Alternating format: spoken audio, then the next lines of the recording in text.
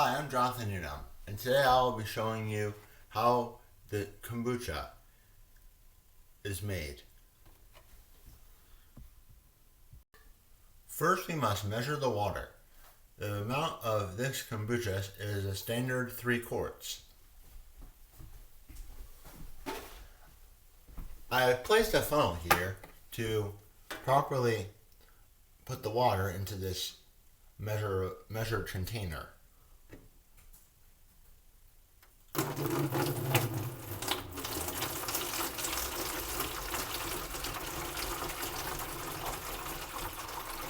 I'm going to head to pour the entire water into this container because I know that this container is only half full.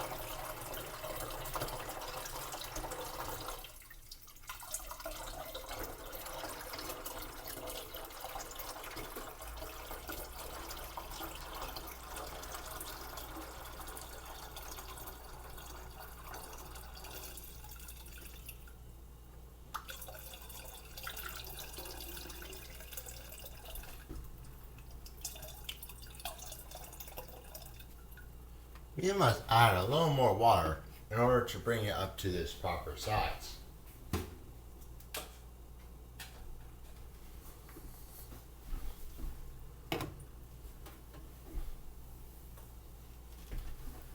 This procedure is quite safe.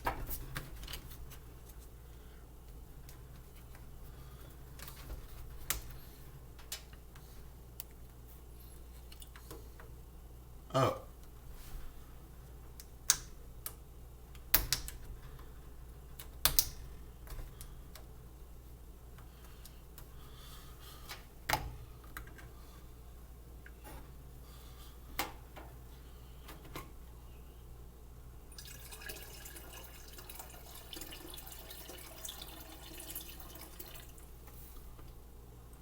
We have almost hit the fill line. I will add slightly more in order to avoid having too much mistakes. This is the bottle. I'll now place the top back on the bottle, and this will be stored downstairs. I must use gallon spring water because the water in the public waterways contains too many potential treatment chemicals, which could kill the bacteria inside of the kombucha. That turns the kombucha into a fermented beverage.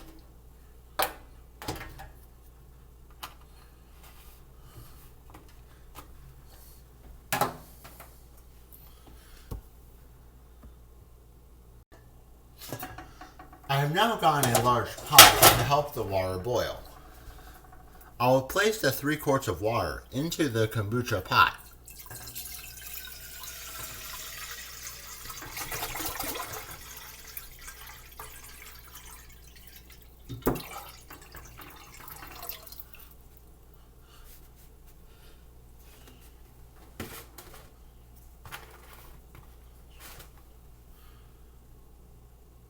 The water will then be brought to a heavy boil.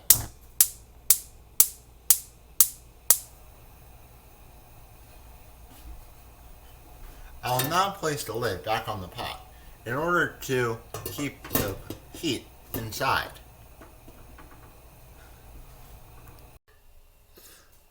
While the water is boiling, I will gather 6 tea bags. The tea is what I'm using tea bags because loose leaf tea, though some kombucha purists say is better, we will use tea bags in order to make the process much easier. These 6 tea bags will be opened, and then they will be placed into the pot. We will now turn off the heat on the boiling water. The water has reached a high rolling boil.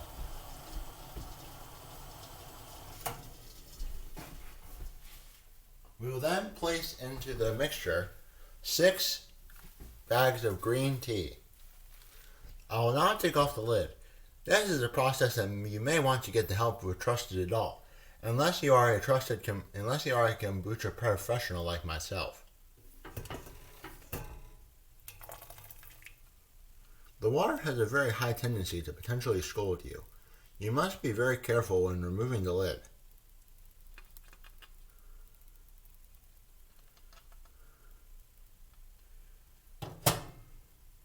I'll now place the 6 tea bags into our water here. You must dunk them a couple of times in order for them to gain enough weight to properly season your kombucha.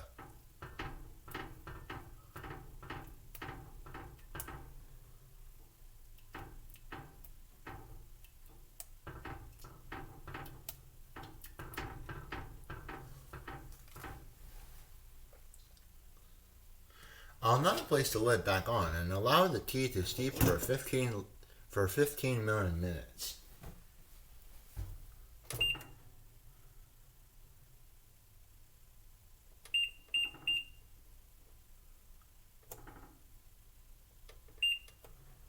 The timer has now been turned on, and I will now push on the timer. I'll now remove the lid of the pot.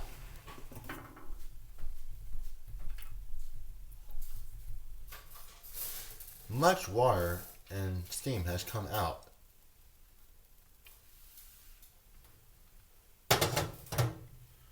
I'll now remove the tea bags. I have placed the tea bags here. I'll now squeeze the tea out of the tea bags.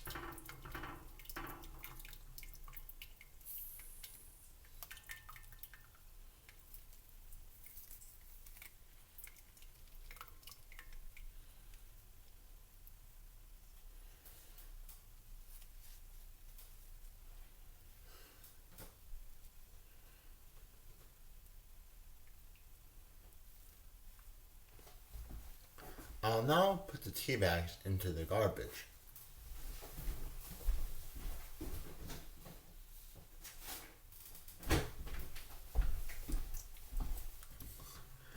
A cup of sugar must be added to the tea. This is a possibly forgettable step.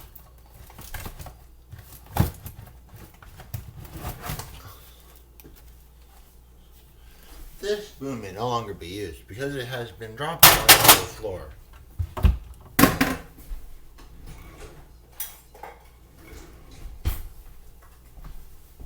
A cup of sugar. I will now get a cup measure to ensure that I have gotten the proper cuppage.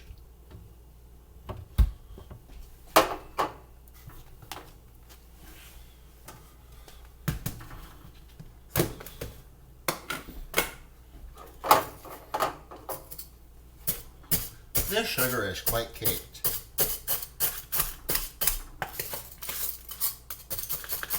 It must be broken up in order for it to not contain much chunks.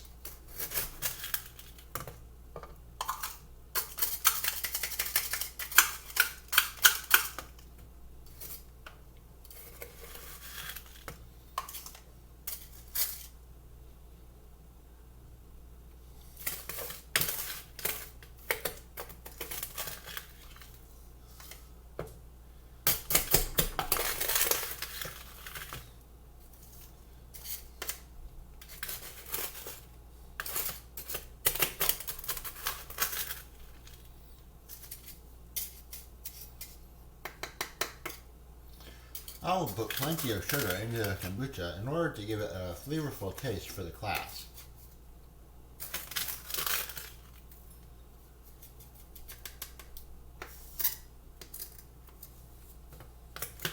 This is 1 cup of sugar.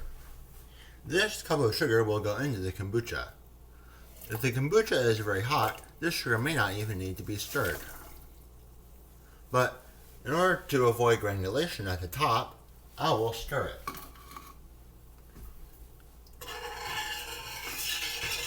The kombucha must be stirred a couple of times. It is better to use a large metal spoon, that way your hand will not get caught by the hot tea.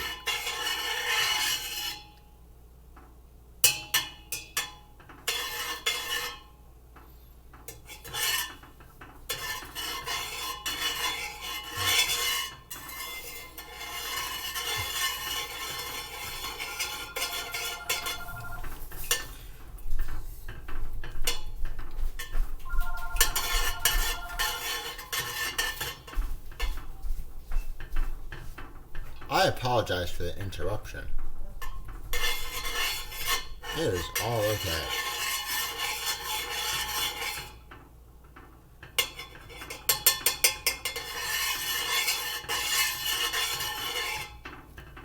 The kombucha is now ready to be placed. The kombucha pot top is now ready to be placed. I will leave the kombucha to cool. I will place it on the back burner.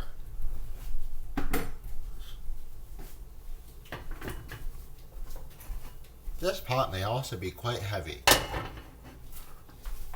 The kombucha will go here. That way more family cooking can also be done at the same time. The potential next step we will have is to take our previous batch of kombucha and put it into bottles. This is the kombucha tea from our previous batch. This is covered by a coffee filter in order to keep out bugs and other organisms. I will remove the coffee filter and the rubber band. The stuff on the top here is the SCOBY. This is what gives the kombucha its organisms.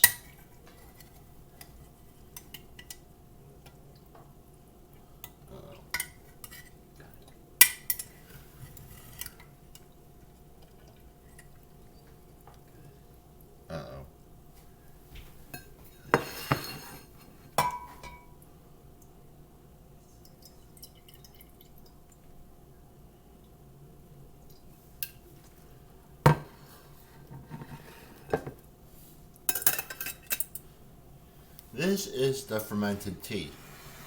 This will go into the bottles. I'll have my brewing assistant Randall help me with the pouring. Okay, now watch out, you're not blocking the view.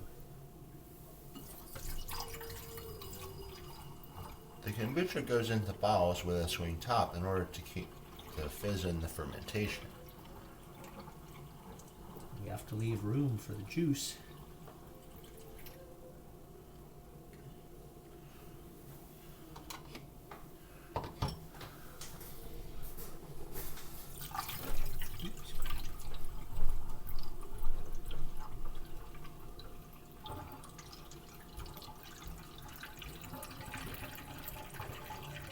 We are filtering the kombucha in order to keep out the bits of SCOBY or other things that may be in the kombucha at this point.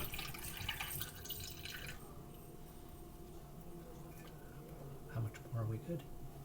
Yeah, that's good.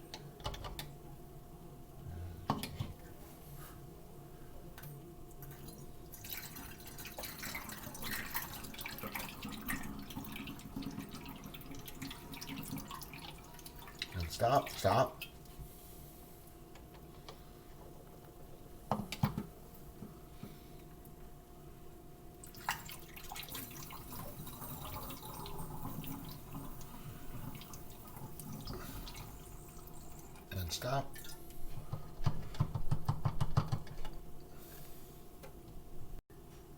I'm adding some flavoring, some apple juice and lingonberry syrup drinking mix from IKEA. These both will be added to each of the 4 bottles.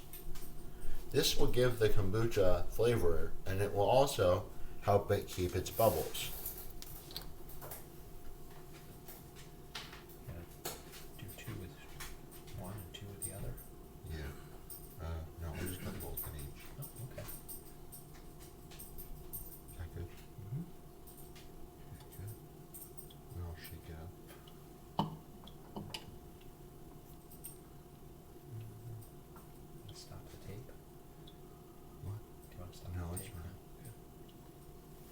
Stop it now, I guess. Now we will barb the bottles. The bottles have a swing top, which must be closed properly.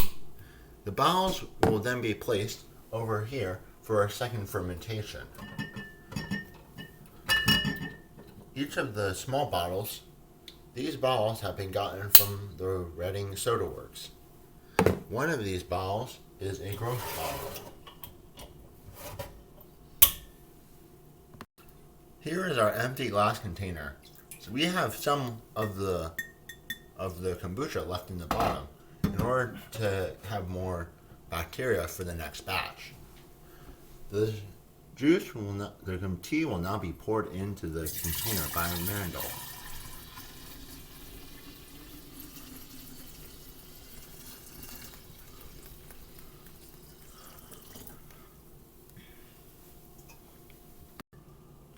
The SCOBY will now be added back into the kombucha.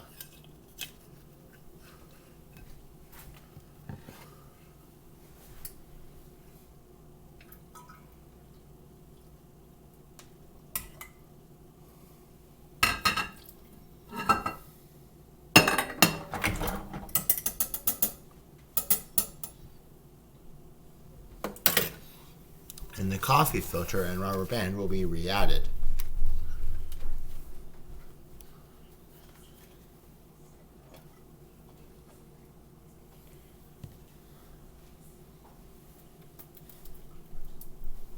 Final remarks. Get your face down there where they can see.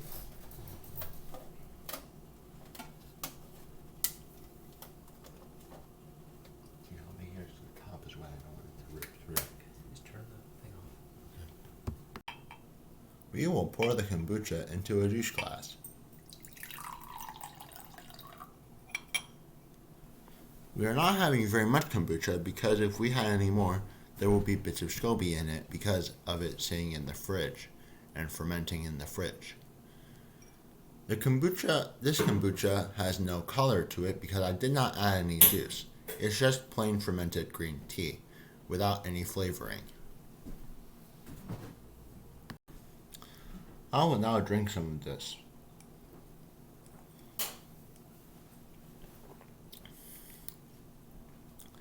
It tastes slightly fizzy, but it is not as fizzy as if I would have added juice. And also because it has sat in the fridge, this bacteria had become somewhat dormant because of the coldness of the fridge.